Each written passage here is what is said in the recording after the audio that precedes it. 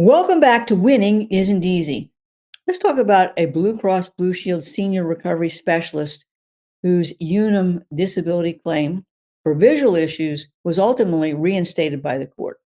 We were talking about various occupations and occupational requirements and proof requirements. We can all agree, I'm sure, that reading is fundamental. It's required for many jobs, including that of a senior recovery specialist. What does a senior recovery specialist do? Well, they review and process claims, they communicate with customers, they analyze data, they use a computer, they handle customer correspondence, all of which requires visual acuity. So, can someone perform this job if they suffer from something called anterior ischemic optic neuropathy, AION? It's a complex neuro-ophthalmological disorder that causes irregular eye movements and functional blindness. Now, it should be self-evident, that such a condition would make it impossible to perform the duties of a senior recovery specialist or any other occupation. But not to make a bad joke, Unum didn't see it that way in the case of Lundberg versus Unum. Now, the Unum company had paid benefits for over 3 years before terminating them, saying, oh, wait a second, there's been significant improvement and Lundberg can work in any occupation. I will tell you that medical improvement gains are common. Carriers and plans aren't in the business of paying lifetime disability benefits. They routinely have their physicians look at medical records looking for any indication or even perceived indication of improvement. Now, in the Eighth Circuit, courts will evaluate whether an insurer properly terminated benefits by focusing on events that occur between the initial approval and the decision to terminate benefits. In the Eighth Circuit, the court noted that while disability carriers aren't required to pay benefits indefinitely, they have to have a significant basis for changing their decision. That's not necessarily true in other circuits, such as the 11th Circuit. And in this case, Unum enlisted 3 peer-reviewed doctors who misinterpreted Lundberg's medical records, downplayed the visual issues and vertigo, and pointed to a road trip as supposed evidence of the ability to work. Ultimately, of course, the judge saw it a different way. The judge ruled in Lundberg's favor, finding that a preponderance of evidence that his symptoms limited his ability to read for more than 5 to 10 minutes or use a computer for more than 15 minutes was compelling evidence of continuing disability. And the court also noted that Unum failed to consider his vertigo and headaches. What are some of the lessons learned here?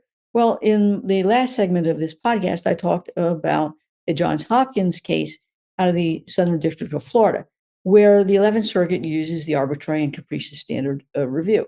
So one of the key lessons here is that every federal circuit has a different approach to what disability carriers have to do to terminate benefits successfully. So you need to know the law in your circuit. You've got to review that denial letter. You should be obtaining a copy of the claims file and reading it cover to cover, focusing on the claim notes and peer review opinions, and review your medical records for any sign of improvement. You also want to consult with your physician and request a rebuttal letter addressing the peer review physician. And as necessary, prepare a personal and family statements to counter alleged improvements. And lastly, you should be hiring a vocational evaluator so that they can provide an expert opinion about why you can't work. So let's put it all together. In this particular case, the visual impairments were pretty significant, and they would impact any person's ability to work because of the visual issues.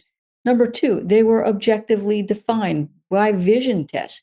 There weren't necessarily a subjective basis for the diagnosis.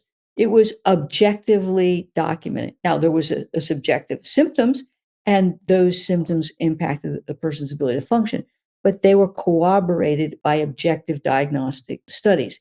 And so, again, look at that nature of the occupation. Occupations require visual acuity. There was objective testing. The fact that a person takes a road trip is not necessarily relevant to whether they can perform any occupation unless, of course, they were driving when they shouldn't be driving.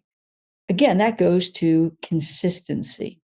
Think about your occupational duties. Think about why you can't do those duties. Think about the objective proof that corroborates why you can't do those duties. Think about whether you've done any stupid things, and I'm sorry to be nasty about that, but stupid things that are inconsistent with what you're reporting to your doctor. Once again, today, we had a client whose disability claim really went down in flames because of what was on social media. Please stay off of it. Consistency of complaints, objective findings, not doing things you're not supposed to do are key to maintaining your claim. Got it? Let's take a break.